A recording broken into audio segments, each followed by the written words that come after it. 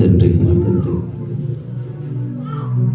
పునరుద్ధారణ తరువాత ఆరోహణమవుతూ నీ శిష్యులకు ఆజ్ఞాపించిన ఆ గ్రేట్ కమిషన్, సర్వలోకమునకు వెళ్ళి సర్వ సృష్టికి సువార్తను ప్రకటించుడి అని మీరు అప్పగించిన ఈ మిషన్ను జ్ఞాపకం చేసుకోవడానికి ప్రభా, ఈ మిషన్ సండేగా ఈ ఆదివారాన్ని దక్షిణ ఇండియా సంఘం జ్ఞాపకం చేసుకుంటుండగా పరిచర్యను గురించి మరొకసారి మేమందరము ప్రభా ధ్యానం చేయడానికి, సేవకుడిగా పరిచర్య ధర్మాన్ని గురించి మరొకసారి మనన చేసుకోవడానికి, విశ్వాసులుగా పరిచర్యలో మాధుర్యాన్ని, అవసరతను, ఉద్దేశాన్ని గ్రహించి ప్రభు ఆత్మీయంగా జీవించడానికి మీరు మాకు ఇచ్చిన అంశాన్ని మేము ధ్యానం చేయబోతుండగా నన్ను మరుగుపరచండి, మీ సాధనంగా వాడుకోనండి. మీరే ప్రభు మాతో మాట్లాడమని, నా నోటి మాటలు మా అందరి హృదయ ధ్యానం నీ దృష్టికి అంగీకారములుగా చేసుకొని ప్రతి బిడ్డ ఆత్మీయ స్థితిని నూతనపరచమని యేసు నామములో అడుగుచున్నాము తండ్రి, ఆమేన్. ప్రియమైన దేవుని సంఘమా, ఈ దినమున దక్షిణ ఇండియా సంఘం మిషన్ సండేగా జ్ఞాపకం చేసుకుంటుంది. ఈ పరిశుద్ధమైనటువంటి మిషనరీ ఆదివారాన దక్షిణ ఇండియా సంఘం ఏర్పాటు చేసినటువంటి ధ్యానాంశము దైవ కార్యార్థ సేవ, కార్యాచరణలో వాత్సల్యత. దైవ కార్యార్థ మిషన్ అనగా దేవుని యొక్క ఉద్దేశాన్ని జరిగించేటటువంటి సేవ. ఈ యొక్క కార్యాచరణలో వాత్సల్యత అనేది ప్రతి సేవకునికి, ప్రతి సువార్థికునికి, ప్రతి విశ్వాసికి చాలా ప్రాముఖ్యమైనది. మిషన్ అనేది దేవుడు చాలా పవిత్రంగా అప్పగించిన బాధ్యత. సువార్త పరిచర్య అనేది దేవుడు కేవలం ఆయనను ప్రకటించడానికి కాదు, ఆయన పోలికలో బ్రతకడానికి. అందుకే మత్తయి సువార్తలు అంటాడు, నేను నీకు ఏ ఏ సంగతులను ఆజ్ఞాపించానో వాటిని గైకొనున్నట్లుగా చేయుడి అంటాడు.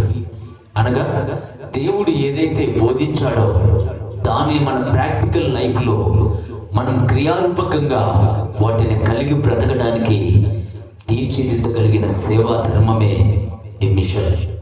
అందుకే పూర్వపు దినాలలో మిషన్ కాంపౌండ్లు అనేవి ఉండేవి చర్చి ప్రాంగణాలలో. ఈ మిషన్ కాంపౌండ్ యొక్క ప్రత్యేకత ఏంటంటే, ఆ మిషన్ కాంపౌండ్లో ఉన్నటువంటి ప్రజలు పూర్తిగా చర్చి మైండ్, సంఘం యొక్క మానసిక ప్రబోధాన్ని ఎరిగిన వారుగా ప్రవర్తనలోనూ, మాటలోనూ, సేవలోనూ, భక్తిలోనూ వారు దాదాపుగా సంఘ యొక్క నియమాన్ని పాటిస్తూ బ్రతికేవారు. అంత మాత్రమే కాదు, మిషన్ కాంపౌండ్లో ఆధ్యాత్మికత పాటు ఐక్యత, సామాజిక బాధ్యత తప్పకుండా కలిగి జీవించే ప్రజల సమూహాన్ని మిషన్ కాంపౌండ్గా ఆ దినాల్లో గుర్తుపెట్టుకునేవాళ్ళు. కాబట్టి ఈ దినాన ఈ మిషన్ అనేది దేవుడు మనకు అప్పగించిన ఒక ప్రాముఖ్యమైనటువంటి పరిచర్య బాధ్యత. అది ఎలాంటిదంటే దైవ కార్యార్థ సేవ. సేవ అనేది మనకి ఇష్ట ప్రకారంగా చేసేది కాదు, దైవ కార్యార్థం. అనగా దేవుడు ఏదైతే నిర్ణయించాడో, దేవుడు ఏదైతే అప్పగించాడో, దేవుడు ఏదైతే తన సంకల్పాన్ని కలిగి జరిగించడానికి దేవుడు సమాజాన్ని నియమించాడో దానిని జరిగించడానికి అప్పగింపబడినదే సేవ. ఇది నా సేవ అంటే మనుషులు తమకిష్టమైనటువంటి ధోరణిలో, తమకిష్టమైన మార్గంలో, తమకిష్టమైనటువంటి ఆలోచనలతో పరిచర్య అనేది కేవలం బైబిల్ను ప్రకటించడం కాదు. 4 వాక్యాలు బైబిల్లో నుండి తెలిస్తే సంఘానికి ప్రబోధించడం కాదు.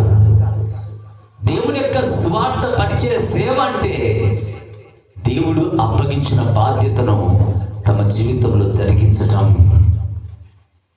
ఇది నాన్న పరిచర్య అంటే వాక్యం బోధించగలిగిన వాడు వస్తే వాడికి వాక్యం బోధిస్తే చాలు, ప్రార్థన చేసేవాడు ప్రార్థన చేస్తే చాలు, పాటలు పాడేవాడు పాటలు పాడితే చాలు, ఇది కాదు, ఇది దేవుని యొక్క ఆరాధనలో ఒక విశ్వాసి చేయగలిగినటువంటి ప్రాక్టికల్ ఆ యొక్క విధానం.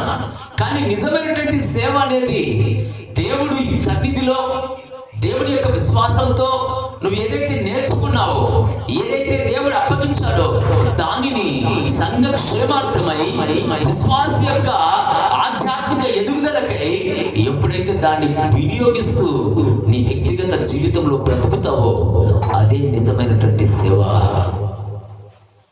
యెషయా గ్రంథం 58వ అధ్యాయంలో మనం ఇందాక మొదటి పాఠంలో చదువుకున్నాం. చదవండి 6వ వచనం. ఏమంట? దుర్మార్గులు కట్టిన కట్లను విప్పుటయు, కాడిమాను మోకులు తీయుటయు, బాధింపబడిన వారిని విడిపించుటయు, ప్రతి కాడిని వెలుగగొట్టుటయు నేను ఏర్పరచుకున్న ఉపవాసము కాదా?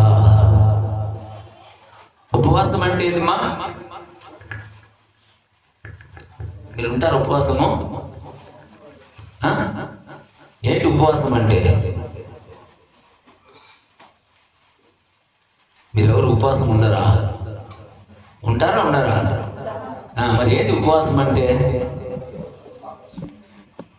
అన్నం తినకుండా, నీళ్లు తాగకుండా, బిగపట్టుకొని ఉండేదా? ఉపవాసం అనేది దేవునికి దగ్గరగా బ్రతికే జీవితం. తిండి తినో తినకపో అది నీ ఆప్షన్. తిండి తినకుండా ఆహారాన్ని త్యాగం చేసి ఉపవాసం ఉండమన్నది భక్తిలో ఒక స్టేజ్. అయితే ఆహారాన్ని తినకుండా ఉండడం అనేది నీ శరీర నియంత్రణకు, నీ ఆధ్యాత్మిక ఏకాగ్రతకు, దేవుని సహవాసంలో నువ్వు ఏమాత్రం కూడా సడలింపబడకుండా స్థిరంగా ఉండటకు నువ్వు చేసేటటువంటి సాక్రిఫైస్ మాత్రమే. అయితే ఈ ఉపవాసం అనేది దేవుడు ఎలాంటిది కోరుకుంటున్నాడంటే, దేవునికి దగ్గరగా బ్రతికే జీవితం అంటే, దేవుని కొరకు త్యాగం చేయడం అంటే, దేవుని కొరకు ఉపవాసం ఉండడం అంటే, దేవుని యొక్క సేవ చేయడం అంటే, దేవుని యొక్క ఆధ్యాత్మిక మార్గంలో నడవడం అంటే ఏంటంటే, మొట్టమొదటిగా 6వ వచనం.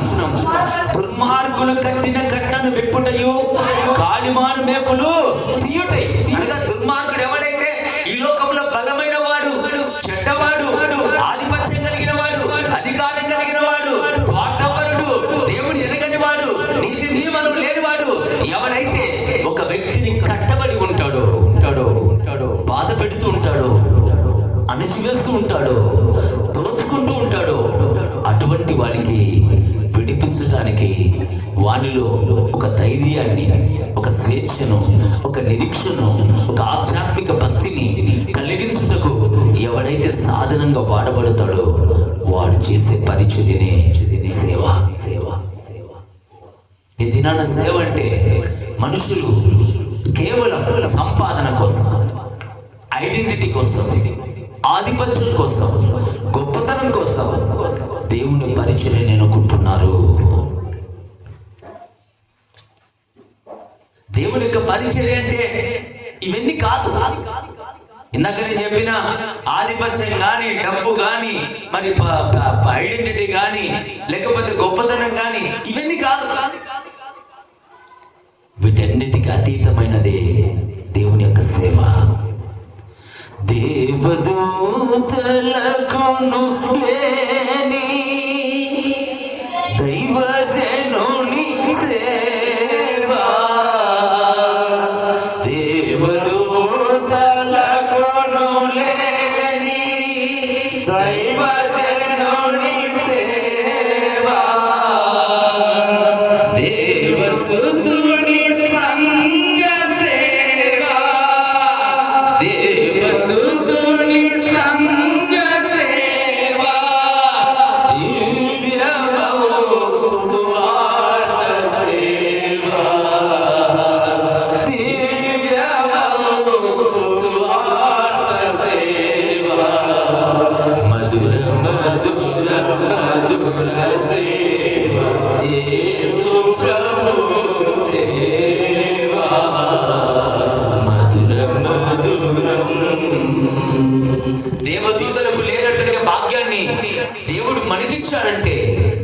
ఆ పరిచర్య ఎంత పవిత్రమైనదో, ఎంత గొప్పదో ఒక్కసారి ఆలోచించాలి. ఇది నాన్న దేవుని యొక్క పరిచర్య. మిషన్ అనేది ఆనాటి కాలంలో ఎందుకు భూమి మనం యొక్క దేవుడు అప్పగించాడు. ముఖ్యంగా మన దేశంలోకి వచ్చిన మిషనరీస్ మిషన్ ఏ రీతిగా ప్రారంభించబడింది. భారతదేశానికి మరి అనేక రీతులుగా శ్రమపడి అనేక సముద్ర మార్గాలు దాటి, అడవులు దాటి, అరణ్యాలు దాటి మన దేశానికి వచ్చారు. వచ్చిన తర్వాత దేవుని పరిచర్యను చేయటానికి ఎన్నో శ్రమలు, ఎన్నో రకాలుగా కష్టాలు, ఎన్నో రకాలుగా ప్రాణత్యాగాలు చేసి సువార్త పరిచర్యను భారతదేశంలోకి ఇచ్చారు. ఇది నాన్న ఆ మిషన్ ప్రతి చర్చికి అప్పగించారు.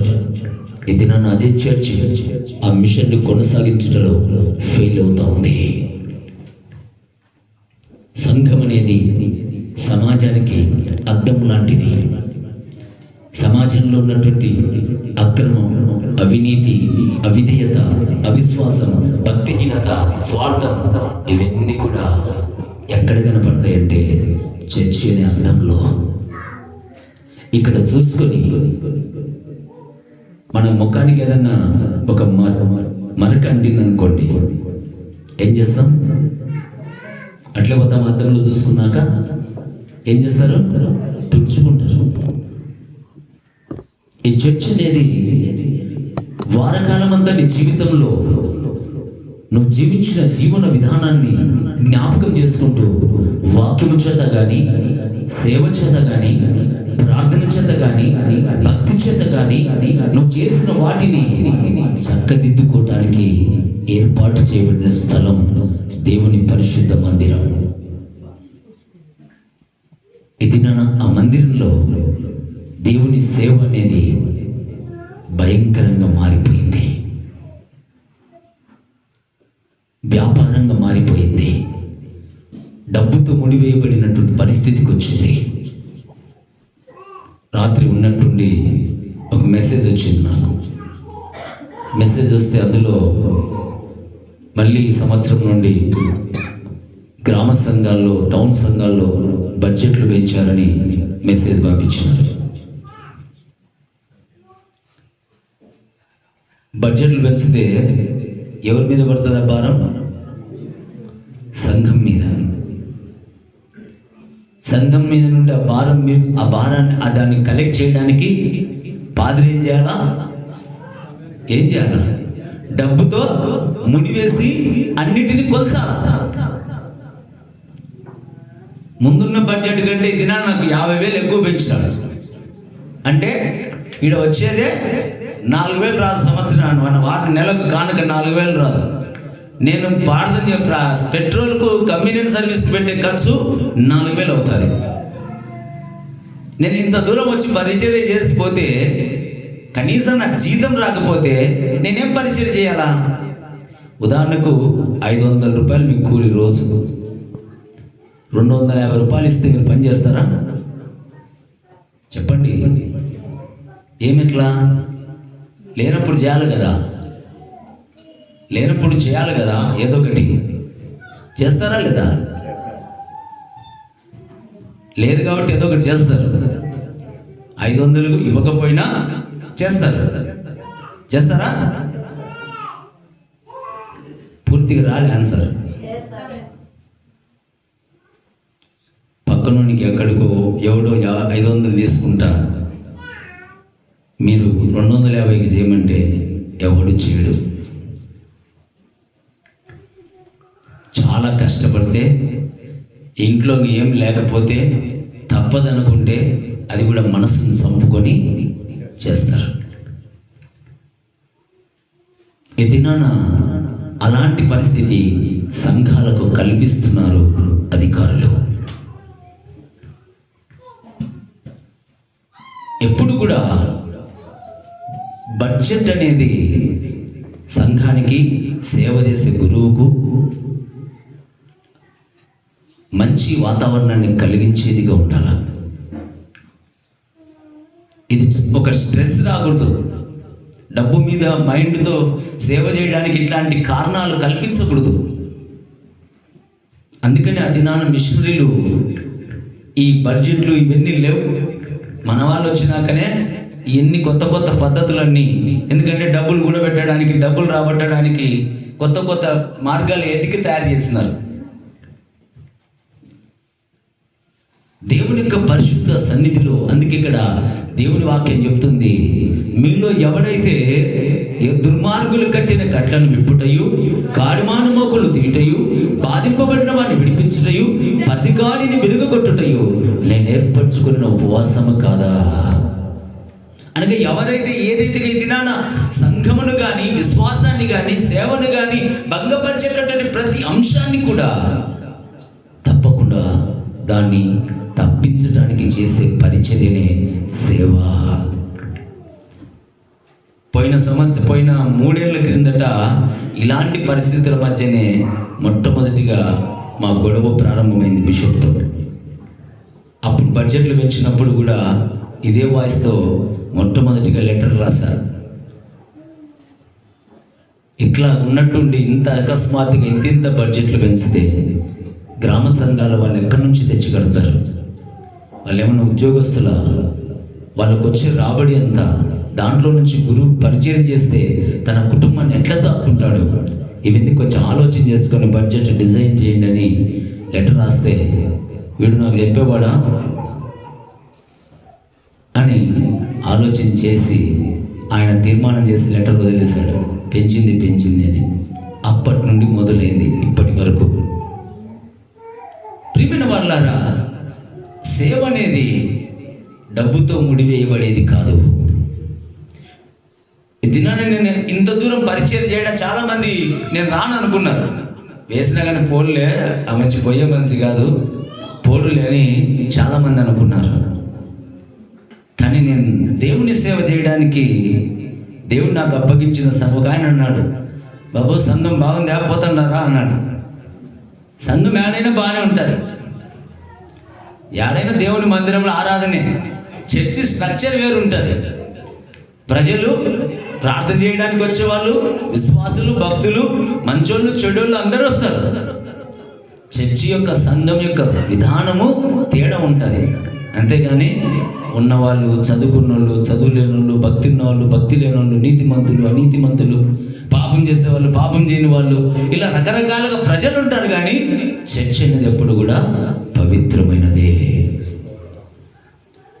కాబట్టి చెప్పిన కడప సెంట్రల్ చర్చ్ అయినా ఒకటే, కైపా చర్చ్ అయినా ఒకటే, ఇంకొకటైనా ఒకటే, ప్రతిదీ దేవుని మందిరమే. అక్కడ సేవ చేయడానికి మనం ఉండేది. కానీ దినాన ఒక మనిషిని టార్గెట్ చేసి చేసినటువంటి క్రియ దాని సంఘానికి కానీ, సేవకు కానీ విఘాతం కలిగించేదిగా ఉండకూడదు. ఇక్కడ అదే రాస్తున్నాడు. పరిచర్య అంటే బాధింపబడే వారిని విడిపించాలా, కట్టేసిన వాడిని స్వేచ్ఛకు వదిలేయాలి. ఆ తర్వాత ఇంకో వచ్చిన 7వ వచనం, నీ ఆహారం ఆకలిగిన వానికి పెట్టుటయు, నీ రక్త సంబంధికి ముఖము తప్పింపకుండుటయు, దిక్కుమాలిన బీదలను ఇంట చేర్చుకున్నటయు, వస్త్రహీనుడు నీకు కనబడినప్పుడు వానికి వస్త్రములు ఇచ్చుటయు, ఇదే కదా నాకు ఇష్టమైన ఉపవాసం. అనగా ఎవడైతే ఆకలితో, అక్కరతో, సమస్యతో, ఇబ్బందులతో, బాధతో నీ దగ్గరకు వస్తాడో వానికి సహాయం చేయడమే సేవ.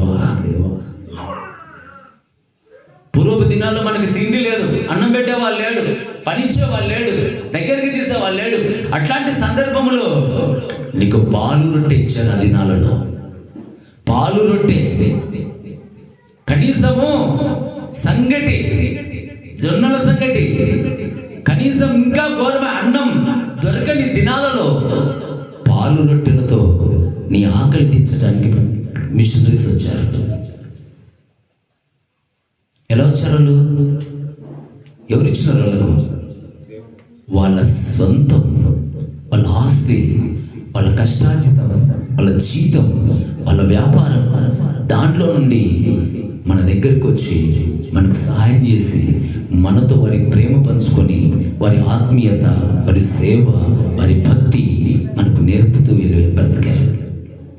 ఈ దినాన అదే నేర్చుకున్న మనం ఈ దినాన మన సొంత వారిని ఆ రీతిగా మనం ప్రేమించలేకపోతున్నాం.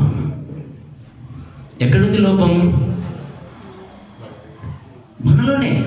ఎందుకంటే దేవుని యొక్క పరిశుద్ధ సేవ, దేవుడి యొక్క విశ్వాసం, దేవుని యొక్క బోధ అర్థం చేసుకున్న విధానంలో తేడా.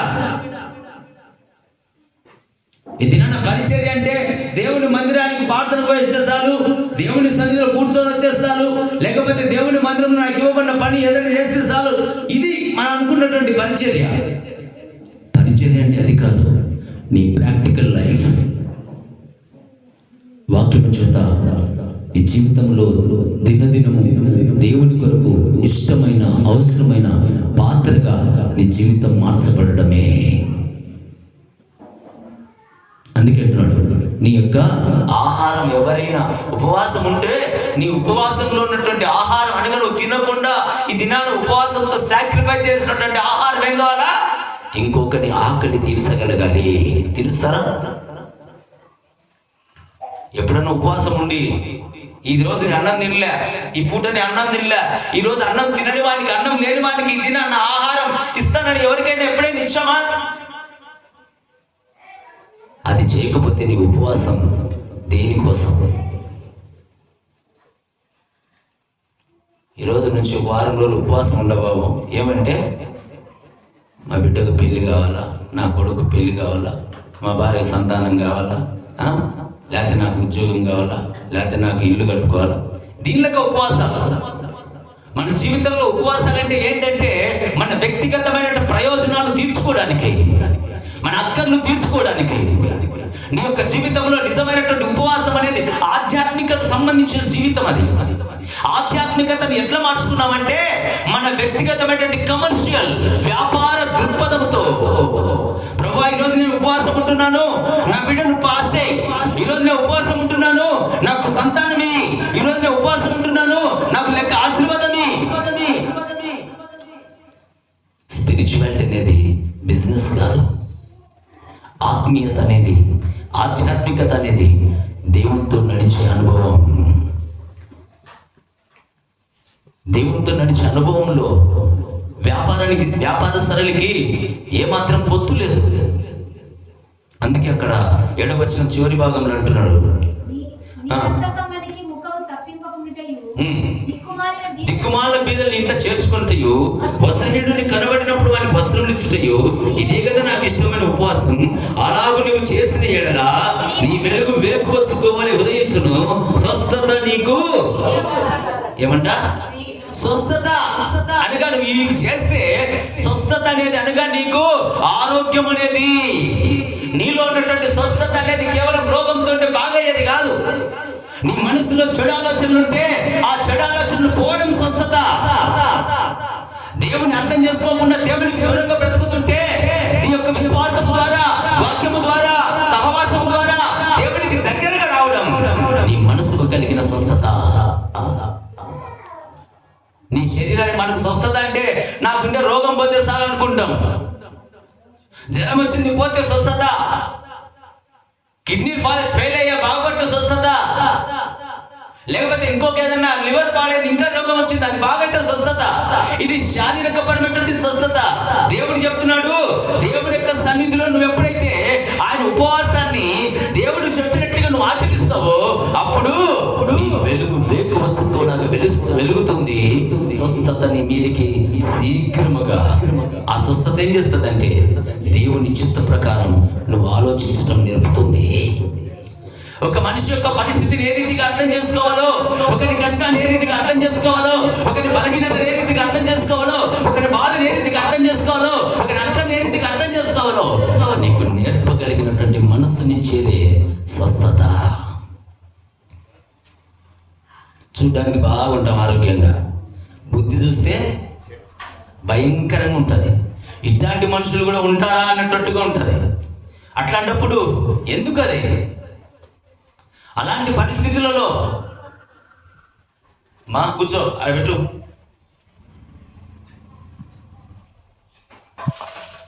దేవుని యొక్క సన్నిధిలో స్వస్థత అనేది కేవలం శారీరక సంబంధించింది కాదు. నీ మనసులో, ఆలోచన విధానములో, నీ ఆచరించే క్రియలలో, నీ నడవడికలో, నీ ప్రవర్తనలో, నీ భక్తిలో ఎక్కడైతే లోపం ఉందో దాన్ని బాగు చేసుకోవడమే స్వస్థత.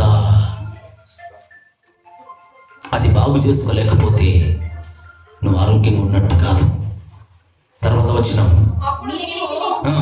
పిలువగా యెహోవా ఉత్తరమిచ్చును, నువ్వు మొరపెట్టగా ఆయన నేను ఉన్నానను.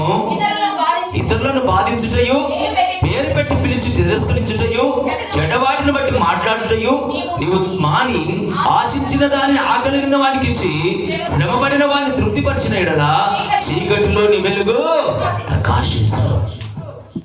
నువ్వు ఎప్పుడైతే ఇతరుల గురించి చేసే ఆలోచనలో కానీ, క్రియలలో కానీ, మరి సహవాసంలో కానీ ఎప్పుడైతే దేవుని చిత్త ప్రకారమైనటువంటి స్థితి ఉంటుందో అప్పుడు నీ చీకటిలో నీకు వెలుగు పుడుతుంది. నాకేమీ లేదనుకుంటాం, కానీ దేవుడు సమస్తాన్ని సమకూర్చుతాడు. యెహోవా ఈరే నాకు సమకూర్చువాడవు నీవే, నాకు సమకూర్చువాడవు నీవే. యెహోవా ఈరే. కాబట్టి దేవుడే నీకు సమకూర్చేది. నీకున్న అక్కరలో, నీకున్న కొరతలో, నీకున్న బలహీనతలో, నీకున్న బాధలో నీకు సమకూర్చి నిన్ను బాగు చేసేది దేవుడే. సేవ అంటే అది. ఇది నా సేవ పూర్తిగా అర్థం మారిపోయింది. చర్చి జనంతో నింపబడితే అబ్బవాడు ఏం సేవ చేస్తున్నాడు, ఏం జనం పోతున్నారు. జనం పోతే కాదు, పోయిన జనం మారితే అది సేవ. చర్చి పట్టకుండా జనం వస్తున్నారు. ఒక్కరికి భక్తి లేదు, ఒక్కరికి నీతి లేదు, ఒకరికి నియమం లేదు, ఒకరికి యథార్థత లేదు, ఒకరికి మంచితనం లేదు, ఒకరికి స్వార్థం లేకుండా బతికే నిస్వార్థత లేదు. ఏం ప్రయోజనం వాడు చర్చికి వచ్చి? అలాంటి వాళ్ళు ఎంతమంది ఉంటే ఏం లాభం? అలాంటి వాళ్ళు ఎంతమంది ఎంత డబ్బులు ఇస్తే ఏం లాభం? దేవుడు కోరుకున్న సేవ, దేవుడు కోరుకున్న విశ్వాసం, దేవుడు కోరుకున్న భక్తి అదేనా? ప్రియమైన వాళ్ళారా, దేవుడు తన స్వరక్తం ఇచ్చి సంపాదించుకుంది ఎందుకంటే ఆయన సారూప్యతలోనికి మనం రావడానికి, ఆయన స్వరూపంలో, ఆయన స్వభావంతో మనం మార్చబడటానికే నిన్ను నన్ను తన రక్తం ఇచ్చి కొన్నాడు. తన రక్తం ఇచ్చి నిన్ను సంపాదించుకున్నాడు. ఆయన స్వరక్తము చేత కడగబడిన మనం ఆయన సారూప్యతలోనికి మారలేకపోతున్నాం. చర్చ్ అనేది ఇది నాన్న కేవలం అక్కర కొరకు, కేవలం పండుగలకు, పెళ్లిళ్లకు, లేకపోతే కార్యాలకు, లేకపోతే ఆదివారం ఆరాధనలకు ఇంతవరకు మాత్రమే. ఇది కాదు చర్చి. ఈ చర్చి యొక్క ప్రాంగణం దేవుని నివాస స్థలం. ఇందులోనికి వచ్చే ప్రతి వ్యక్తి తన జీవితంలో కోల్పోయిన వాటిని తిరిగి సంపాదించుకోవటానికి, దేవుని సన్నిధిలో తాను పోగొట్టుకున్న మంచితనాన్ని కానీ, భక్తిని కానీ, నీతిని కానీ, దేవుని సహవాసాన్ని కానీ ఏదైతే పోగొట్టుకున్నాడో దాన్ని తిరిగి సంపాదించుకొని దేవునితో సమాధాన పడగలిగే స్థలం ఇది. ఇక్కడికి వచ్చి నీ జీవితం మార్చబడితే ఆ జీవితం ఎవరికి ప్రయోజనకరం అంటే సమాజానికి.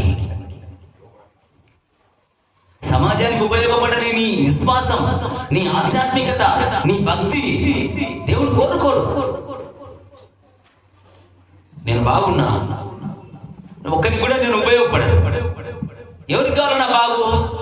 ఎవరికి మేలు? నేను ఎవరికి ఉపయోగపడనప్పుడు? ఒక వ్యక్తి బాగుపడ్డాడు అంటే ఆ బాగు బాగలేని వారికి కొంతమందికైనా చెయ్యందించేటట్టుగా ఉండగలిగితే అది దేవుడు కోరుకున్న సేవ. అందుకే రెండవ పాఠం చదవండి. యోహాను రాసిన మొదటి పత్రిక 3వ అధ్యాయం. ఆయన మన నిమిత్తము తన ప్రాణము పెట్టెను కనుక దీని వలన ప్రేమ ఎట్టిదని తెలుసుకొనుచున్నాము. తెలుసుకొనుచున్నాము. మనము కూడా సహోదరుల నిమిత్తము మన ప్రాణములను పెట్ట బద్దులై ఉన్నాం. దేవుడు తన ప్రేమను వెల్లడిపరిచాడు. ఎట్లా? తన ప్రాణం పెట్టడం ద్వారా. దేవుడు మనల్ని ప్రేమించాడని చెప్పడానికి ఆయన నిరూపించుకున్న నిరూపణ ఏంటంటే, నిన్ను నన్ను పాపము నుండి విడిపించడానికి తన ప్రాణాన్ని పెట్టాడు. ఇది నాన్న దేవుడు ఏమంటున్నాడంటే, మీరు వెళ్ళి నా ప్రేమను రుచి చూచిన వారైతే, నా ప్రేమను గుర్తించిన వారైతే వెళ్ళి ఆ ప్రేమను పంచండి. ఇది నాన్న ప్రేమను పంచమంటే, ప్రేమకు బదులుగా స్వార్థాన్ని, దేవునికి వ్యతిరేకమైనటువంటి జీవితాన్ని సేవకులు సమాజంలో ప్రజలకు ఇస్తున్నారు. నేను నమ్మిన వారిలో కొందరు మోసం చేశారు, వెళదామని చెప్పి వెనుకకు వెళ్ళారు. నీరైనా మీలో ఒకరైనా, నీరైనా మీలో ఒకరైనా వెళతారా? ప్రభు ప్రేమను చెబుతారా? వెళతారా?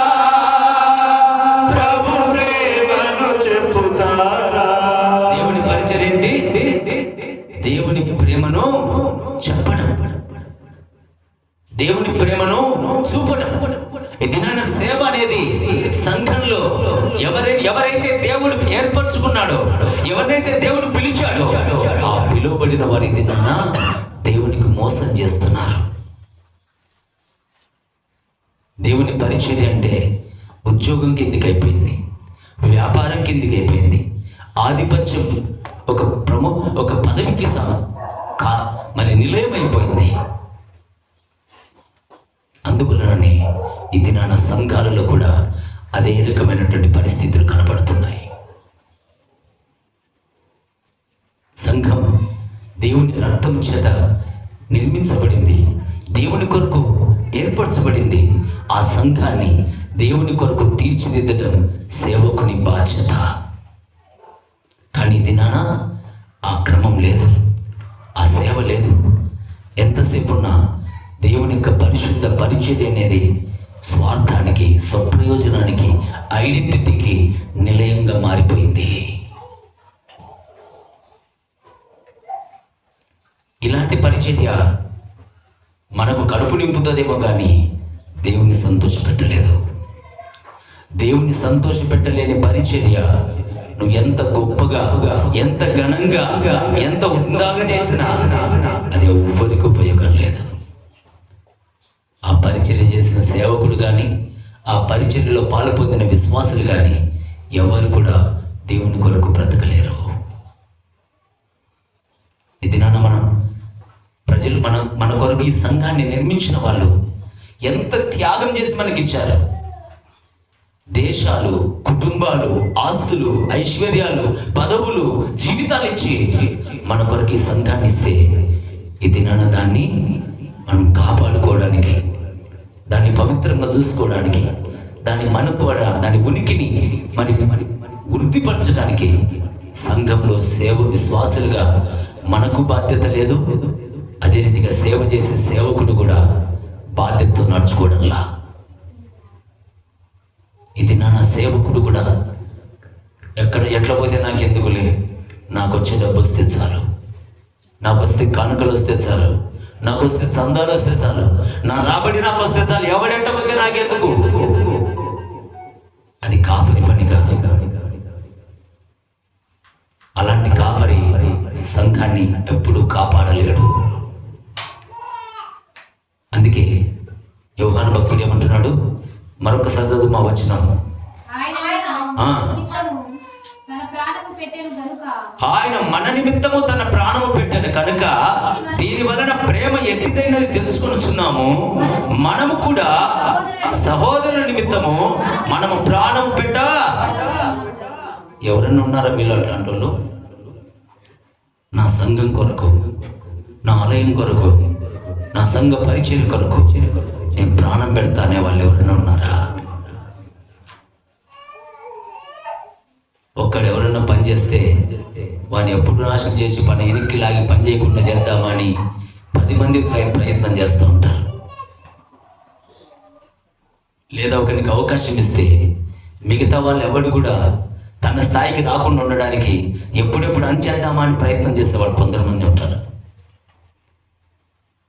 దేవుని సంఘంలో ఇది ఎప్పుడు కూడా మంచిది కాదు.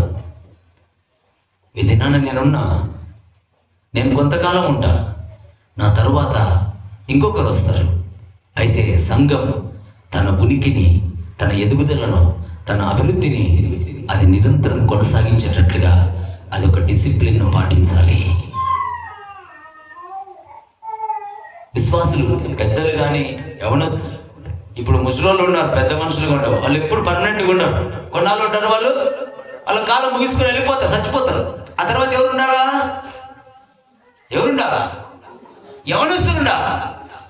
ఈ యవనస్తులు అనే వాళ్ళు ఎక్కడి నుండి వస్తారు? బాల్యం నుండి. అని ఇది ఒక సైకిల్. చిన్నప్పటి నుండి యవన దశ, పెద్దల వారు, వృద్ధులు సంఘంలో తన ఉనికిని, తన ధర్మాన్ని నిర్వర్తించగలిగినటువంటి ఒక సైకిల్. కాబట్టి పరిచర్య అనేది ఒకరితో పోయేది కాదు. ఇప్పుడు ఇవి ఒక్కరే పర్మనెంట్ కాదు, కాలం మారుతున్న కొద్దీ. అందుకే ఎప్పటికప్పుడు మోటివేట్ చేయాలి యవనస్తులను. సంఘం యొక్క పరిచర్యలో, సేవలో పాలిభాగస్తులను చేయాలి. చర్చి ఇంపార్టెన్స్, చర్చిలో ఉన్న సేవ, దేవుని యొక్క భక్తి, అందులో ఉన్న మాధుర్యం, అందులో ఉన్న ఆశీర్వాదం పిల్లలకు నేర్పాలి. అందుకనే యవనస్తులు తప్పకుండా దేవుని యొక్క సంఘ పరిచర్యలో చాలా ప్రాముఖ్యమైన వారు, పిల్లర్స్ అంటారు. యవనస్తులు అనే వాళ్ళ సంఘానికి స్తంభాలు లాంటి వారు. కట్టడంలో స్తంభాలు చాలా భారాన్ని మోస్తాయి. ఆ పైన ఆ టాప్ అంతా మోసే స్తంభాలే. చుట్టూ ఉన్నటువంటి స్కెల్టన్ అంతా అందంగా కనపడుతుంది, కానీ లోపల ఉన్న స్తంభాలే వాటి బరువును, వాటి అలంకరణను, వాటి మొత్తాన్ని మోసేది. యవనస్తులు కూడా అలాంటిది. అందుకే యవనస్తులు ఎప్పుడు కూడా సంఘంలో పెద్దలకు సహకరిస్తూ సంఘం యొక్క సేవ 10 మందికి ప్రయోజనకరం ఉండడానికి మనం ఎప్పుడు కూడా బాధ్యతతో నడుచుకోవాలి. రాజకీయ నాయకులు మీటింగులు అంటే ముందుంటాం, జెండాలు పట్టుకోవడానికి, ఎగరేసుకుంటా పరిగెత్తడానికి. అదే దేవుని యొక్క మందిరం యొక్క పరిచర్య అంటే దాచిపెట్టుకుంటాం. అక్కడనే మనం ఏంటో మనకు అర్థమవుతుంది. కాబట్టి దేవుని యొక్క పరిశుద్ధమైన సేవ అది అందరికీ రాదు. దేవుడు అందరికీ ఇవ్వడు. దేవుడు ఎవరికి ఇస్తాడో వాడు దాన్ని బాధ్యతగా చేయాలి. ఇది నాన్న ఇవ్వబడిన పరిచర్య. కొంతమంది బలత్కారులు ఈ పరిచర్యను లాక్కుంటున్నారు. ఎలా అంటే దేవుని పిలుపు ఉండదు, భక్తి ఉండదు, బాధ్యత ఉండదు, లంచాలు ఇచ్చి, రికమెండేషన్లు ఇచ్చి, ఇంకొకటి చేసుకొని దేవుని యొక్క సేవకు వస్తున్నారు. అట్లాంటి వాళ్ళు సంఘానికి ఎలాంటి సేవ చేస్తారు? ఇది నాన్న చాలా మంది. అందుకనే అలాంటి వారి వల్ల ఎప్పుడు కూడా సత్యము మరుగు చేయబడుతుంది. మొన్న మేము ఒక విషయంలో ఏదో ఆర్గ్యుమెంట్ చేస్తుంటే ఒక ఆయన అంటున్నాడు, ఇంకా లాస్ట్కి తెగించి, ఏమలే బాబు, మేము బతకడానికి వచ్చినాము, మేము మాట్లాడలేములే, ఆయనతో చెప్పలేము, మీరు ఏదో చేస్తున్నారు చేయండి గెట్టన్నా కానీ అంటున్నారు. బతకడానికి ఇదా? బతకడానికి మార్గాలే లేవా? బతకడానికి ఇంక ఏ మార్గాలే లేవా? దేవుని పేరు చెప్పుకొని దేవుని సంఘాన్ని పాడు చేసి, విశ్వాసులను పాడు చేసి, నైతికతను పాడు చేసి, భక్తిని పాడు చేసి ఇక్కడ బతకాలనా? సంఘాన్ని పాడు చేస్తూ, ఆధ్యాత్మికతను పాడు చేస్తూ, దేవుని ధర్మాన్ని పాడు చేస్తూ, నువ్వు బ్రతికే బ్రతుకు నీకు కానీ, నీ పిల్లలకు కానీ, నువ్వు బోధించే బోధకు కానీ మంచి చేస్తుందా? దేవుని వాక్యం చెప్తుంది, నువ్వు సంపాదించుకోవడానికి ఇది సమయమా అంటాడు. అనగా నువ్వు బ్రతకడానికి చాలా మంది యెషయా గ్రంథంలో చాలా క్లియర్గా మాట్లాడతాడు. మీ యాజకులు కుక్కలు, కక్కిన దానికి తినేదానికి ఆశపడినట్లుగా ఈ దినాన తిండి కొరకు ఆశపడే కుక్కలు అని చెప్తాడు. ఎందుకు ఆ మాట మాట్లాడుతున్నాడంటే కేవలం ఆహారం కొరకు. ఆహారం అంటే భోజనం ఒకటే కాదు, నీ శరీరానికి కావాల్సిన ఆహారం, నీ మనసుకు కావాల్సిన ఆహారం, నీ యొక్క సంతోషానికి కావాల్సిన ఆహారం. అనగా నీ జీవితంలో దేవుని కాకుండా ఏ రీతిగా నువ్వు సంతోషపడతావో, సుఖపడతావో, తృప్తి పడతావో వాటన్నిటి కొరకు ప్రాకులాడేటటువంటిది ఆకలి ఆహారం. అలాంటి వాటి కొరకు పడేటటువంటి వారందరి కొరకు యెషయా భక్తుడు చాలా కఠినంగా మాట్లాడతాడు. తర్వాత వచనం చదువుమా. ఈ లోకపు జీవనోపాధి గలవాడై ఉండి తన సహోదరునికి లేమి కలుగుటయు చూచియు అతని ఎడల ఎంత మాత్రమున కనికరము చూపని వాని యందు దేవుని ప్రేమ ఎలాగూ నిలుచును. ఒక మనిషి కష్టపడుతున్నాడంటే వానికి నువ్వు సాయం చేయలేకపోతే నువ్వు ఏ రీతిగా దేవుని ప్రేమిస్తున్నావు? ఏంటి దేవుని ప్రేమ? ఎలాగా దాన్ని ఎట్లాగా గుర్తించడం? ఈ లోక జీవనోపాధిలో కలవాడై ఉండి తన సహోదరునికి లేమి కలుగుట చూచి, లేమి అనగా పొదువ, తక్కువ అనగా యొక్క లోకంలో బ్రతికే బ్రతుకులో ఎవరి జీవితంలో అయితే ఏదైతే తక్కువ ఉందో, ఆర్థికంగా, ఆరోగ్యంగా, మానసికంగా, ఆధ్యాత్మికంగా, నైతికంగా ఏ దాంట్లో అయితే తక్కువ ఉన్నాడో అటువంటి వాడికి నువ్వు సాయం చేయలేకపోతే ఏ రీతిగా వాడిని ప్రేమించినట్లు? ఒక మనిషి లంచం తీసుకుంటున్నాడు, నువ్వు భక్తి కలిగి ఉన్నావు, నీతి కలిగి ఉన్నావు, వానికి లంచం తీసుకోవద్దని చెప్పడానికి, వానికి దాని గురించినటువంటి తెలియజేసి వానికి సాయం చేయడానికి నువ్వు ప్రయత్నం చేయకపోతే నువ్వు ఎందుకు వాడిని ప్రేమిస్తున్నట్టేనా? ఉదాహరణకు చెప్తా, మీరు దేవుని భక్తి కలిగి ఉండాలి. ఉందా మీకు అందరికీ భక్తి?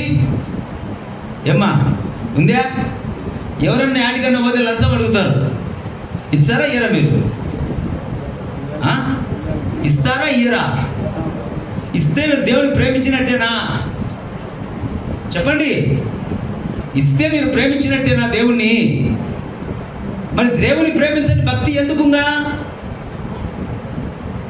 ఎందుకు? ఏది చెయ్యాలో అది చెయ్యం, కానీ ఏది చెయ్యకూడదో, ఏది చెయ్యరానిదో దాన్ని చేస్తున్నాం. మళ్ళీ మనము భక్తి పరులము, దేవుని ప్రేమించే వాళ్ళము, దేవుని విశ్వాసం కలిగిన వాళ్ళము. ప్రియమైన వాళ్ళారా, దేవుని యొక్క సన్నిధిలో ఇతరులకు సాయం చేయడం, ఇతరుల కోసం అంటే కేవలం తిండి గుడ్డ కాదు. ఈ దినాన సమాజాన్ని పాడు చేసేది తిండి గుడ్డ లేక కాదు. ఒక మనిషి నీతిగా లేక, ఒక మనిషి భక్తిగా లేక, ఒక మనిషి న్యాయంగా లేక, ఒక మనిషి యథార్థంగా లేక ఈ దినాన సమాజం నాశనం కావడానికి ప్రధానమైన కారణాలు తిండి గుడ్డ ఉన్నాయి, నీతి నియమం లేదు, యథార్థత లేదు, భక్తి లేదు, న్యాయాలు లేవు. అందువలననే ఈ దినాన సమాజం తన ఉనికిని కోల్పోతా ఉంది. తన ధర్మాన్ని నిర్వర్తించే విషయంలో పూర్తిగా విఫలమైపోతున్నారు. తప్పు చేస్తే శిక్షించాల్సిన పోలీసులు లేరు.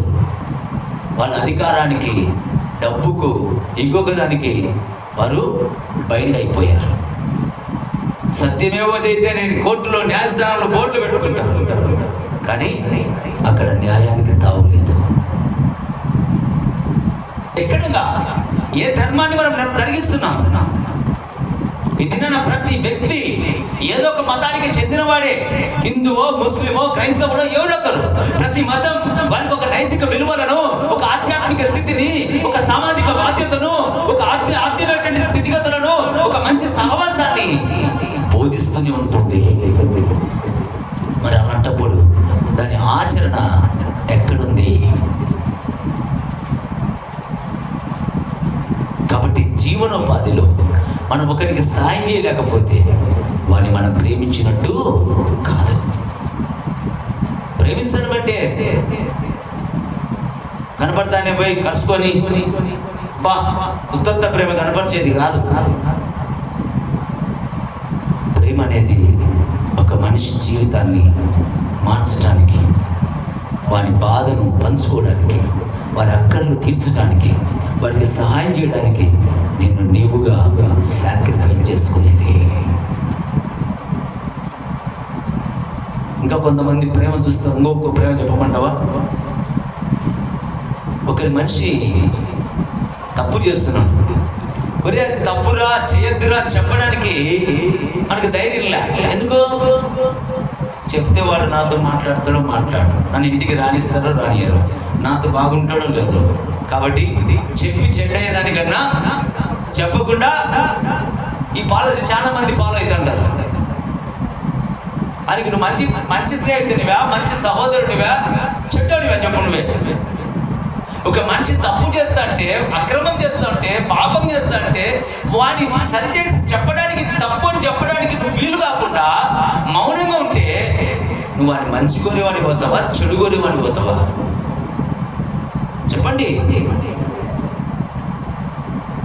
కాబట్టి ఎప్పుడు కూడా దేవుని యొక్క విశ్వాసంలో నడిచే మనం ఆయన ధర్మాన్ని మనం నేర్చుకోలేకపోతే, ఆయన మార్గాన్ని మనం నడవలేకపోతే నీ విశ్వాసము దేవుని సంతోషపెట్టలేదు. తర్వాత వచ్చిన చిన్నపిల్లలరా, మాటతోనూ నాలుకతోనూ కాక క్రియతోనూ సత్యముతోనూ ఎట్లా చేయాలంట? పిల్లలారా, సంఘంలోని చిన్నలారా, సంఘంలోని నూతనంగా దేవుని నమ్మిన వాళ్ళారా, దేవుని మార్గంలో కొత్తగా అడుగులేస్తున్నటువంటి విశ్వాసులారా ఏం చేయాలంట? మాటతోనూ నాలుకతోనూ కాక క్రియతోనూ సత్యముతోనూ. ఎట్లా ప్రేమిస్తానంట? మనం ఎట్లా ప్రేమిస్తున్నాము అమ్మా? మాటతో. మన ప్రేమ ఇది చూచారేపా, ఉత్త ప్రేమంతా ఉలకపోవచ్చు అంటారు. మాటలతో అది కాదు కావాల్సింది. కొంతమంది ముఖం మీద బాగా ఆనందంగా మాట్లాడతాడు, ఈపు తిరిగినా ఉంచి ఈపు మళ్ళీ మార్చాం. వాని గురించి ఇంకా అంతసేపు మాట్లాడే మంచి మాటలన్నీ ఏమైతే కూడా తెలుసు. అది ప్రేమనే. కానీ యోహాను భక్తుడు ఏమంటున్నాడు? పిల్లలరా, మాటతోనూ నాలుకతోనూ కాక క్రియతో, అనేది యాక్షన్, చేసే పని చేత ప్రేమ చూపాలా. అది కూడా సత్యముతో, యథార్థంగా. నటన కాదు. ప్రేమ చూపడానికి నటించకూడదు. ప్రేమ అనేది సత్యముతో, యథార్థంతో ఒక వ్యక్తి మీద చూపించగలగాలి. దేవుడు ప్రేమ చూపించాడు కనుక ఆయన యాక్షన్లో చూపించాడు. ఎట్లాగా? తన ప్రాణం పెట్టి. ఇది నన్ను దేవుని ప్రేమిస్తే దేవుని కొరకు నువ్వు కూడా అంతే త్యాగపూరితంగా దేవుని కొరకు నిలవగలగాలి. ప్రభువా, నా ప్రాణం పోయినా పర్వాలేదు, నేను నీకోసం నిలబడతా. నిలబడి యుద్ధం చేయమన్నాడు ఆయన. మంచిగా బతకమంటాడు, అంతే. నీతిగా బతకమంటాడు, యథార్థంగా బతకమంటాడు. ఇతరుల కొరకు నీ జీవితంలో దేనిని కోల్పోయి ఇతరులను మనిషిగా మార్చు. అది దేవుడు సేవలో, మిషన్లో మనకిచ్చిన బాధ్యత. ఇది నా మిషన్ పరిచర్యలో, దైవ ప్రేరిత సేవలో నువ్వు పాలి భాగస్తురాలివి అంటే నువ్వు చేయాల్సిన పని ఏంది? నీ తోటి వాడిని మాటతో, నాలుకతో కాకుండా క్రియతో, సత్యముతో ప్రేమించాలి. యేసు ప్రభును ప్రేమించితే, అందుకే పేతురుని అడుగుతాడు దేవుడు, ప్రభు పేతురు నన్ను ప్రేమిస్తున్నావంటే, యేసు ప్రభు నేను ప్రేమిస్తున్నా అంటే నా గొర్రెలను కాయపు. నువ్వు నన్ను ప్రేమిస్తున్నావు కదా, నా మందని కాయ్, నా మందని మేపు. నువ్వు నన్ను ప్రేమిస్తే నువ్వు ఇతరులకు సహాయకరంగా బ్రతకాలి. దేవుని ప్రేమించడం అంటే నీ స్వార్థంతో బతకడం కాదు. నువ్వు తినడము, నువ్వు తాగడం, నువ్వు సుఖపడడం, నువ్వు సంపాదించుకోవడం కోసం బతికేది కాదు. దేవుని తెలుసుకొని బ్రతికే జీవితం అంటే, దేవుని కొరకు బ్రతకడం అంటే నీ పొరుగువాని కోసం బ్రతకడం, నీ పొరుగువాని జీవితాన్ని మార్చడానికి బ్రతకడం. అలాంటి జీవితాన్ని దేవుడు కోరుకుంటున్నాడు. అలాంటి మిషన్, అలాంటి సేవ, అలాంటి కార్యం దేవుడు నీ ద్వారా జరగాలని ఆశపడుతున్నాడు. మత్తయి సువార్త 9వ అధ్యాయం 38వ వచనం నుండి సువార్త భాగంలో చదువుకున్నాం. చదవండి 35వ వచనం. యేసు రాజ్య సువార్త ప్రకటించుచు ప్రతి విధమైన రోగమును, ప్రతి విధమైన వ్యాధిని స్వస్థపరచుచు సమస్త పట్టణముల యందు, గ్రామముల యందు సంచారము చేశాను. ఏం చేశాడంట దేవుడు? సువార్త ప్రకటిస్తూ ఆయన ఏం చేశాడంట? దేవుడు అది ప్రకటించుతూ ప్రతి విధమైన రోగమును, వ్యాధిని స్వస్థపరచుతూ అన్ని పట్టణాలు, గ్రామాలు తిరిగాడంట. దేవుని యొక్క సువార్త ప్రకటింపబడింది అంటే ఏం కావాలా? 2 జరగాల. ఒకటి స్వస్థత కలగాల, రెండవది ఆయన బాగు చేయాలి. అనగా నువ్వు దేవుని యొక్క సన్నిధికి దూరంగా బతుకుతుంటే, ఏ రోగంతో దూరం అయ్యావో ఆ రోగం బాగుపడిపోవాలా. దేవుని యొక్క సన్నిధిలో నువ్వు దేవుని యొక్క వాక్యాన్ని, విశ్వాసాన్ని కలిగి ఉంటే, ఏ బలహీనత, ఏ రోగం ఏవైతే ఉన్నాయో అవి నీలో నుండి పోవాలి. సేన అనే దయ్యం పట్టిన వాడు ఎక్కడున్నాడు? సమాధుల తోటలో. యోహాను సువార్త 5వ అధ్యాయంలో చెప్తారు, గెరాసీనుల దేశంలో సేన అనే దయ్యం పట్టిన వాడు సమాధులలోను, మరి అరణ్యములోను, మరి ఊరికి వెలుపట బతికేవాడు. యేసు ప్రభు అని చూసిన తర్వాత, వానిలోని అపవిత్రాత్మను పోగొట్టిన తర్వాత వారు పరిగెత్తుకుంటూ దేవుని మందిరంలోనికి, తన సమాజంలోనికి వెళ్తున్నాడు. అనగా ఎప్పుడైతే నీలో నుండి అపవిత్రత పోతుందో, అవిశ్వాసం పోతుందో, దేవునికి వ్యతిరేకమైనటువంటి స్వభావము, లక్షణాలు నీలో నుండి పోతాయో, అప్పుడు నువ్వు దేవుని దగ్గరికి నువ్వు వస్తావు.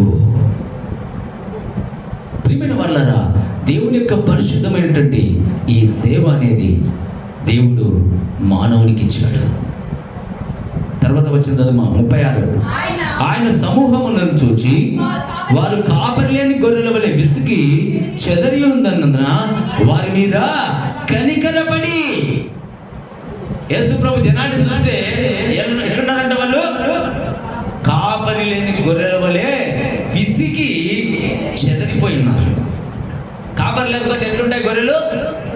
చెదరిపోయి ఉంటాయి. సంఘానికి కూడా కాపరి అనేవాడు సరిగా లేకపోతే ఈ గొర్రెలు చెదరిపోతాయి. ఈ దినాన సంఘాలలో ప్రజలు ఎందుకు చెదరిపోతున్నారంటే కాపరి సరిగా లేడు గనుక. సంఘంలో ప్రజలు చెదరిపోతుంటే నాకేం లేని పట్టకున్నట్టు ఉండేవాడు కాపరి కాడు. సంఘంలో సంఘ కాపరి కానీ, సంఘ పెద్దలు కానీ సంఘాన్ని చెదిరిపోతుంటే చూస్తూ ఊరుకుండేవారు సంఘం మీద బాధ్యత కలిగిన వారు కారు. దేవుని యొక్క పరిశుద్ధమైన సేవ దేవుడు మనకు అప్పగించిన తర్వాత, ఒక ఊర్లో ఈ విషయమై నేను వాదన చేస్తూ ఉంటే, ఈ మనిషి ఏం చేస్తున్నాడంటే నా దగ్గరకు వచ్చినప్పుడు బాగా మాట్లాడుతున్నాడు. బాబు, సంఘం అంతా అట్టపోతున్నారు, ఇట్టపోతున్నారు, కట్టడి చేయాలి బాబు, అది ఇది అని. నలుగురు వచ్చినప్పుడు ఆ మాట్లాడమంటే మాట్లాడడంలే. ఏమి సంగతి అంటే తర్వాత చెప్తున్నాడు. ఆయన కూడా నేను ఒకసారి వేరే మనిషి మాట్లాడుతుంటే, అవునయ్యా ఆయన కూడా ఈ మాట చెప్పినాడంటే, ఏంది బాబు మొత్తం వాళ్ళ ఇంట్లో వాళ్ళంతా అడిగిపోతున్నారు, ఆయన చెప్తాడు అని. ఏ మనిషి నీతో చెప్పినాడో ఆ ఇంట్లో వాళ్ళు, వాళ్ళ కుటుంబాలన్నీ కూడా అక్కడికే పక్కకు పోతారు, ఆయన ఏం చెప్తాడు బాబు అంటే ఏమని అర్థము? ఎవరైతే సంఘాన్ని బాగు చేయాలో, ఎవరైతే సంఘాన్ని చక్కదిద్దాలో, ఎవరైతే సంఘం మీద బాధ్యతతో నడుచుకోవాలో వాళ్ళే సంఘం విచ్ఛిన్నం కావడానికి పరోక్ష కారకులైనప్పుడు వారు సంఘాన్ని గురించి ఏం మాట్లాడగలుగుతారు? అందువలనే దేవుని యొక్క సేవ అంటే మన ఇష్టం ప్రకారంగా మనకు తోచినట్టుగా మన యొక్క గొప్పతనం కోసం చేసి జరిగించేది కాదు. సంఘం కాపరి లేని గొర్రెలలాగా ఉండకూడదు, చెదరిపోకూడదు. సంఘం ఎప్పుడు కూడా పక్కకు పోయి అక్కడ ఇక్కడ అని ప్రాకులాడకూడదు. ప్రాకులాడే వాడిలో ఆధ్యాత్మికత ఉండదు. ఎప్పుడు కూడా దేవుని యొక్క పరిశుద్ధమైన సన్నిధిలో దేవునికి నమ్మకంగా బ్రతకాలన్న ఒక ఇంటెన్షన్, ఒక కోరిక, ఒక ఆశ, అది మాత్రమే దేవునితో నిన్ను బ్రతికించగలుగుతుంది. అది మాత్రమే నీలో సంతోషాన్ని, సమాధానాన్ని ఇవ్వగలుగుతుంది, నీలో స్వస్థతని ఇవ్వగలుగుతుంది. ఇది దేవునికి మందిరానికి పోతున్నాం, దేవుని మందిరంలో ఉంటున్నాం, కానీ దేవుని చిత్తానికి లోబడి మనము బ్రతకడంలా. దేనికోసం మనం దేవుని మందిరానికి వచ్చేది? దేవుని వాక్యం వినేది దేనికోసం? కొంచెమైన మార్పు లేకపోతే, కొంచెమైన వాక్యాన్ని అనుసరించి నడుచుకునే జీవితాన్ని మనం అలవాటు చేసుకోకపోతే నువ్వు చచ్చిపోయి మాత్రం ప్రయోజనం ఏంటి? ఇంకా అందుకే ప్రభు కాపరి లేని గొర్రెలలాగా చెదరిపోతున్న వారి మీద కనికరపడి, అయ్యో ఎట్లా వెళ్ళిపోతున్నారు, అయ్యో వీళ్ళు ఎలా చెదరిపోతున్నారు, అయ్యో వీళ్ళు కాపరి లేకుండా ఎలా వెళ్ళిపోతున్నారని వాళ్ళ మీద కనికరపడుతున్నాడు ప్రభువు. ఇది మనం అలాగా తప్పిపోతున్న వాళ్ళ మీద ఒక్కసారైనా కనికరపడే మనస్సును కలిగి ఉన్నామా? దేవుని సేవ అంటే అదే. తప్పిపోతున్న వాడిని చూసి కనికరపడేది, దూరం అవుతున్న వాడిని చూసి జాలిపడేది, బలహీనుడైన వాడిని చూసి అయ్యో అని బాధపడేది. అదే సేవ అంటే. ఇది అవన్నీ లేవు. ఎవడన్నా ఎట్లన్నా పోనీ, ఎవడన్నా ఏమన్నా పోనీ, నా కథ నాదే. సంఘాన్ని చక్కదిద్దటంలో అలాంటి పరిస్థితి కావాలా?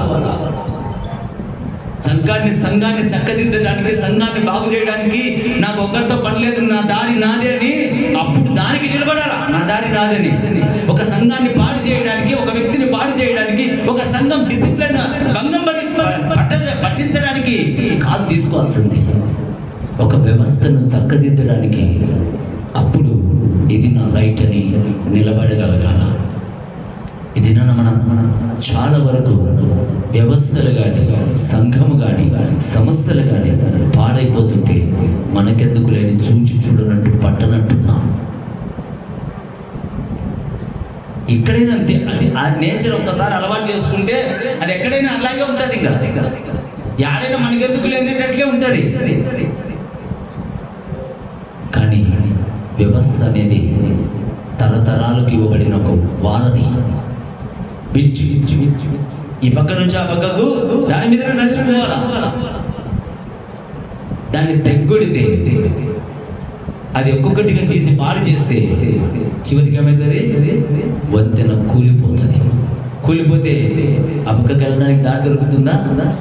దొరకదు. అందుకని దినాన వ్యవస్థలను బాగు చేసుకోవాల్సిన బాధ్యత యవనస్తులది. తర్వాత వచ్చిన కోత విస్తారముగా ఉన్నది, పనివారు కొద్దిగా. కోత అంటే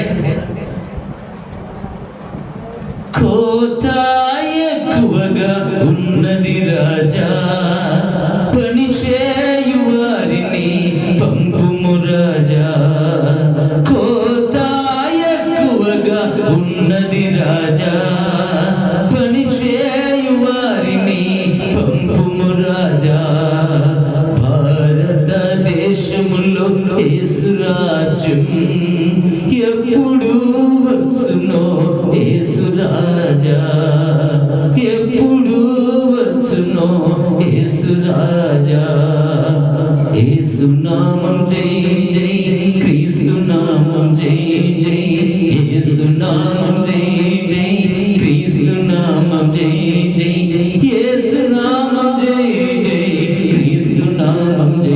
జై, యేసు నామం జై జై, క్రీస్తు నామం జై జై.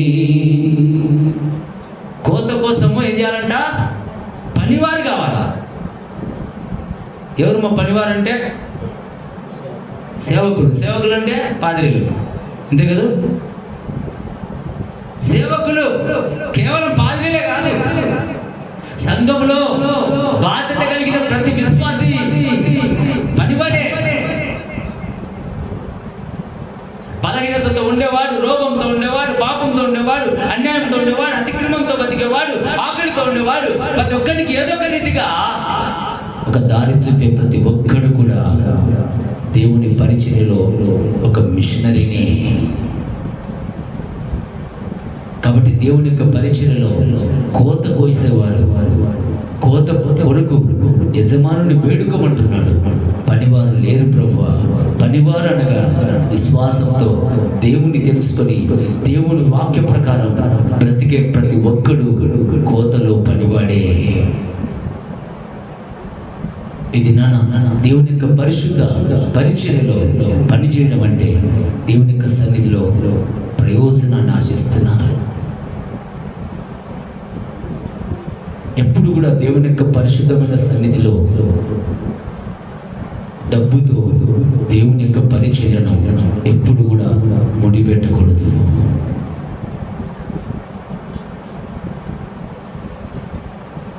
కొన్ని విషయాలు అడ్మినిస్ట్రేటివ్ సంబంధించిన విషయాల్లో పర్వాలేదు, కానీ మిగతా విషయాల్లో ఎప్పుడు కూడా కొంతవరకు మనము దేవుని ధర్మాన్ని, దేవుడు నియమించిన నియమాన్ని సేవకుడైన విశ్వాసులైన తప్పక పాటించాలి. సేవకు వచ్చిన డబ్బు కోసం కాదు, కానీ డబ్బు కావాలి. బతకడానికైతే డబ్బు కావాలి, కానీ డబ్బు కోసమే సేవ కాదు. అలాగే దేవుని యొక్క పరిశుద్ధ సన్నిధిలో దేవుడు మీకు కూడా ఒక బాధ్యత. సంఘం కొరకు, సేవకుని కొరకు ప్రార్థన చేయడం, విశ్వాసంతో నమ్మకం ఉండడం, అక్కర్లు తీర్చడానికి దేవుడు మీకు ఇచ్చిన ఆశీర్వాదాలను సేవలో సేవకులతో పంచుకోవడం. పరిచర్య అనేది ఎప్పుడు కూడా మన యొక్క ఆధ్యాత్మిక ఎదుగుదల మీద ఆధారపడి ఉంటుంది. తర్వాత వచ్చిన చదువుమా.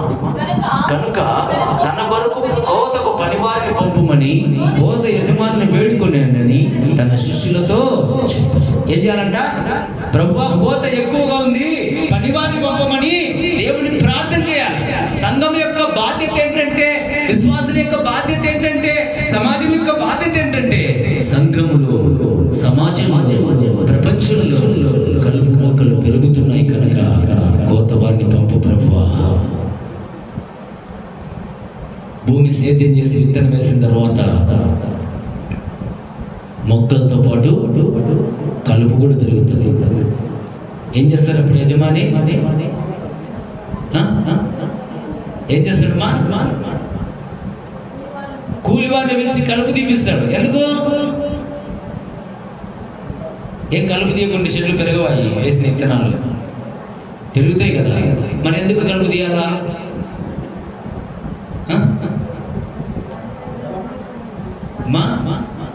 పని వాళ్ళకి పని పెట్టుకుని వాళ్ళు కూలి చేయడానికి దేనికి కలుపు తీయాలా?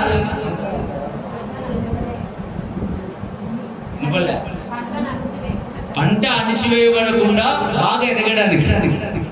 కలుపు మొక్కలు పెరగడం వల్ల భూమి సారాన్ని,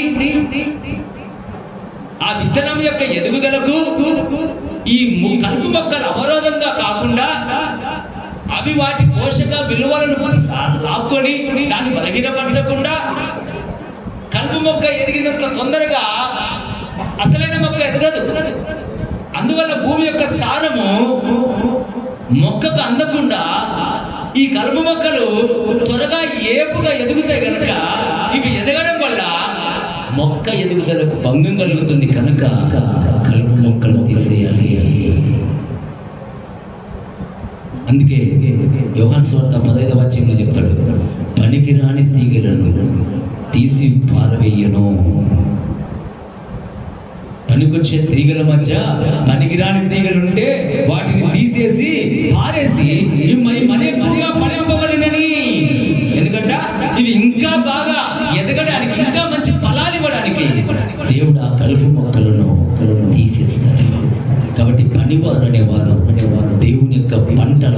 దేవుని యొక్క పొలములో మరి కలుపు మొక్కలను ఏరేసి పంట మంచి ఫలాలు ఇవ్వడానికి సహాయపడేవారు. ఇది నా మిషన్ ఫీల్డ్లో, మిషన్ పరిచర్యలో సేవకులు అనే వాళ్ళు కూడా అలాంటి వారే. కలుపు మొక్కలను ఎదగనిస్తున్నారంటే సంఘాన్ని పాడు చేస్తున్నారని అవసరం అర్థం. కలుపు మొక్కలు ఎదుగుతున్నాయంటే సేవకుడు తన సేవను సరిగా జరిగించలేదని అర్థం. సంఘంలో ఆధ్యాత్మికత లేదు, భక్తి లేదు, ధర్మం లేదు, దేవునికి లోబడే జీవితం లేదంటే కలుపు మొక్కలు ఇంకా ఆ సంఘంలో పెరుగుతున్నాయని అర్థం. పైకి బైబిల్ పట్టుకొని భక్తి పరులంగా ఉంటే సరిపోదు. నువ్వు పైకి భక్తి పరుడిగా కనబడకపోయినా పర్వాలేదు, నీలో ధర్మం, నీతి, న్యాయం, మంచితనం ఉంటే అదే నిజమైన భక్తి. మేడి పండ్లు చూడ మేలిమై ఉండును, పొట్ట విప్పి చూడ ఏముంటాయంట అంటే ఏమని అర్థం? మేడి పండు చూడడానికి మేలిమి అంటే బంగారం లాంటిది. మేడి పండు ఒక రకంగా మాగినప్పుడు చూస్తే బాగుంటుంది, చూడడానికి చాలా బాగుంటుంది. గోల్డిష్ కలర్గా ఉన్నప్పుడు అది ఎంత బాగుంది అనిపిస్తుంది. అది తీసి చూస్తే ఏముంటాయి? దాంట్లో పురుగులు. నేటి క్రైస్తవుడు అట్లే ఉన్నాడు. చూడ్డానికి మాత్రం నేను క్రిస్టియన్, నేను క్రైస్తవుని, నేను చర్చికి పోతా, నేను ప్రార్థన చేస్తా, నేను డొనేషన్స్ ఇస్తా, నేను మీటింగ్లకి వెళ్తా, నేను అన్నీ చేస్తా. కానీ ఇప్పితే ఏముంది? పురుగులు. కాబట్టి దేవుడు కోరుకునేది అది కాదు. దేవుని యొక్క సన్నిధిలో నువ్వు ఎప్పుడు కూడా ఆయన మహిమపరిచే సాధన, ఒక చిన్న సాధన ఉండు చాలు. అప్పుడే నువ్వు దేవుని కొరకు ఒక మంచి ఆయన సారూప్యతలోనికి రాగలుగుతావు. పరిచర్య సేవ అంటే మిషన్ అనేది యెషయా గ్రంథంలో, యోహాను పత్రికలో చదువుకున్న ఇప్పుడు భాగంలో కూడా దాని అర్థం ఏంటంటే నిన్ను నీవు దేవునికి సేవకునిగా అప్పగించుకుంటే, విశ్వాసిగా అప్పగించుకుంటే ఇతరులకు ప్రయోజనకరంగా బ్రతుకు. మనకున్నటువంటి వీక్నెస్ ఏంటంటే మనం బాగుపడకపోయినా పర్వాలేదు, పక్కన మాత్రము బాగుపడకూడదు. మనకుండే రోగమే అది. నేను బాగుపడకపోయినా పర్వాలేదు, వాళ్ళు బాగుపడకూడదు. నాకు రాకపోయినా పర్వాలేదు, ఆయనకి రాకూడదు. ఇలాంటి బుద్ధి చాలా డేంజర్. అది వాడిని బాగుపడనియదు, ఇతరులను బాగుపడనివ్వదు. కాబట్టి అలాంటివి ఎప్పుడు మనకు పనికిరాదు. చేతనైతే సాయం చేయి, బాగు చేయి. చేత కాలేదు, మనసు రాలేదు, ఇష్టం లేదు, మౌనంగా ఉండదు. వానికి తిరిగి వాడిని కష్టపెట్టడానికో, బాధ పెట్టడానికో, నష్టపరచడానికో ఎప్పుడు ప్రయత్నం చేయకూడదు. ఒక విశ్వాసిగా జ్ఞాపకం ఉంచుకోండి, దేవుని వాక్యాన్ని నువ్వు వినేవాడివైతే, వాక్యాన్ని అనుసరించేవాడివైతే ఇతరులకు ఎప్పుడు నీ వల్ల కష్టం కానీ, నష్టం కానీ, అవమానం కానీ, బాధ కానీ కలగకుండా ఉండటానికి ప్రయత్నం చేయాలి. నీ మాటల వల్ల ఒకరిని దూషించకూడదు, నీ క్రియల వల్ల ఒకరిని కష్టార్జితాన్ని దోచుకోకూడదు, నీ పరిస్థితుల వల్ల, నీకున్నటువంటి జ్ఞానం వల్ల ఇంకొకరి జీవితంలో చీకటిని, అంధకారాన్ని కలిగించే ప్రయత్నం చేయకూడదు. విశ్వాస అనేవాడు ఎప్పుడు కూడా దేవుని చిత్త ప్రకారమే బ్రతకాలి. దేవుని యొక్క పరిశుద్ధమైన సేవ అంటే మనం గొప్పగా బ్రతకడం కాదు, ఇతరులు మంచిగా బ్రతకడానికి సహాయం చేయడం. అందుకే యెషయా భక్తుడు చెప్తాడు, యెషయా గ్రంథము 58వ అధ్యాయంలో ప్రారంభంలో చూస్తే ఇశ్రాయేలు ప్రజలు దేవుని అడుగుతున్నారు, ప్రభువా మేము ఉపవాసం ఉంటే నువ్వు ఎందుకు వినవు? మా శరీర ప్రయాసం ఉంచుకొని మేము నీకోసం ఉంటే నువ్వు ఎందుకు మా ప్రార్థన ఆలకించవు? అప్పుడు దేవుడు ఏమంటున్నాడు వాళ్ళతో, మీ ఉపవాసం ఎటువంటిదని చెప్తున్నాడు. చూడండి 58వ అధ్యాయం 4వ వచనం. మేము ఉపవాసం ఉండగా నువ్వెందుకు చూడవు, మేము మా ప్రాణములను ఆశపరచుకునగా నువ్వెందుకు లక్ష్య పెట్టవని అందరూ. మీ ఉపవాస దినమున మీరు మీ వ్యాపారం చేస్తారు, మీ పనివారి చేత కఠినమైన పనులు చేస్తారు, మీరు కలహపడుచు వివాదం చేయొచ్చు, అన్యాయంగా గుద్దులాడుచు ఉపవాసం ఉందరు. మీ కంఠధ్వని పరమున వినబడకుండానట్లుగా మీరు ఇప్పుడు. అది మన భక్తి. మన ఉపవాసం మీన్స్ ఇక్కడ ఫెయిత్, మన భక్తి, మన ఆచరణ, మన ఆధ్యాత్మికత.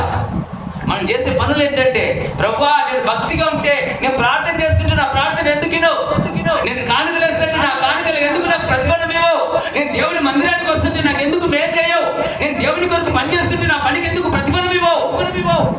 ఇవి మనం దేవుని అడిగే ప్రశ్నలు. అందుకు దేవుడిచ్చే సమాధానం ఏంటి? మీ ఉపవాసం దినమున మీరు మీ వ్యాపారం చేస్తారు.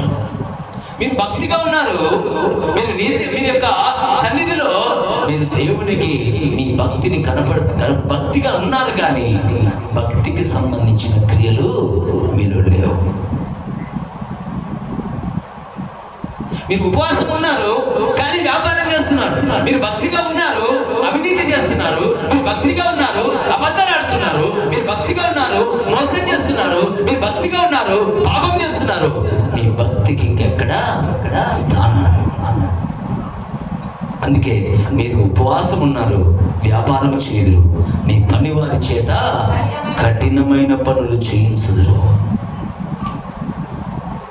ఉపవాసం ఉన్నాం కానీ మన దగ్గర పని చేసేవాడిని కష్టపెడుతున్నాం, హింస పెడుతున్నాం, బాధ పెడుతున్నాం. అట్లాంటప్పుడు నీ ఉపవాసానికి నీ భక్తికి ఎక్కడ పోలిక? ఇంకా తర్వాత చెప్తాడు, మీరు కలహపడుచు వివాదము చేయుచు అన్యాయంగా గుద్దులాడుచు ఉపవాసముందురు. కలహపడుచు అనగా కొట్లాట, ఎప్పుడే చూడు ద్వేషం, ఎప్పుడే చూడు అసూయ, ఎప్పుడే చూడు పగ. కానీ మనసులో మాత్రం భక్తి పనులు. పైకి భక్తి, మనసులో ద్వేషం. ఈ భక్తి ఈ దేశాన్ని అణచివేయడం లేదు. ఈ దేశం ఈ భక్తిని డామినేట్ చేస్తుంది. ఏది పై చేయింది? ఏది పై చేయింది? ద్వేషమే. అప్పుడు భక్తి ఏమైనట్లు మైన్యూట్, తగ్గిపోయింది. దాని ప్రభావం నీలో లేదు. అనగా ఏదైతే నీ జీవితంలో ఆధ్యాత్మిక స్థితిగతులను, వాక్యానుసారమైన జీవితాన్ని, దేవుని సంకల్పానుసారమైన స్థితిని నీలో కలిగించకుండా అణచివేస్తుందో అదే నీ జీవితంలో ఎక్కువగా ప్రభావాన్ని చూపుతుందని అర్థం. ఇది నన్ను దేవుని పరిచర్య చేయాల్సిన సేవకులు దేవునికి లోబడ్డంలా. అయ్యో ఇది తప్పు కదా, దీన్ని ఆచరించకపోతే, దీన్ని చేయకపోతే, దీన్ని లోబడకపోతే, దీన్ని అనుసరించకపోతే దేవుడు నన్ను శిక్షిస్తాడు కదా అన్న భయం సేవకుల్లో లేదు. నాయకులకు, అధికారులకు, డబ్బున్న వారికి, పలుకుబడి ఉన్న వారికి భయపడుతున్నారు కానీ దేవునికి భయపడ్డలా. నిన్ను పిలిచిన దేవునికి నువ్వు భయపడ్డలేదు కానీ వ్యక్తులకు భయపడుతున్నారు.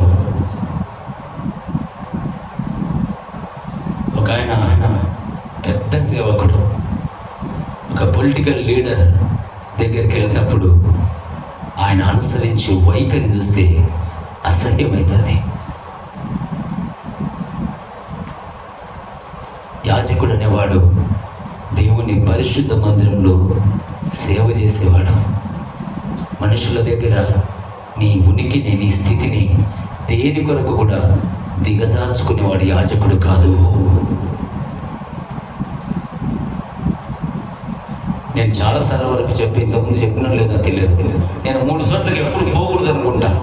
కానీ దేవుని పరిచయంలో 3 చోట్లకు పోయినా. పోలీస్ స్టేషన్కు, కోర్టుకు, పొలిటికల్ లీడర్స్ దగ్గరికి ఎప్పుడే కానీ పోకూడదు అనుకున్నా. సంఘం మూలంగానే, సంఘ నాయకుల, అధికారుల మూలంగానే ఈ 3 స్థలాలకు పోయినా. అయితే 3 స్థలాలకు నేను తప్పు చేసిపోలే. తప్పును ఎదుర్కొని, అప్పు చేసి, వ్యతిరేకించి అడ్డం నిలబడిపోయినా. కాబట్టి నాకేం బాధలే. తప్పు చేసిపోతే బాధ. తప్పును అడ్డుకోవడానికి వెళ్ళి వాటి కొరకు నేను పోలీస్ స్టేషన్ దగ్గరికి వెళ్ళినా, కోర్టు దగ్గరికి వెళ్ళినా, పొలిటికల్ లీడర్స్ దగ్గరికి వెళ్ళినా. ఒక సేవకుని అక్కడి వరకు తీసుకెళ్లాలన్న ఆలోచన రాకూడదు అన్నటువంటి విశ్వాసం లేని విశ్వాసులకు, సంఘ నాయకులకు, సంఘ అధికారులకు లేనటువంటిది వాటిని అడ్డగించి నాకెందుకు ఉండాలి అని ధైర్యంగా వెళ్ళాను.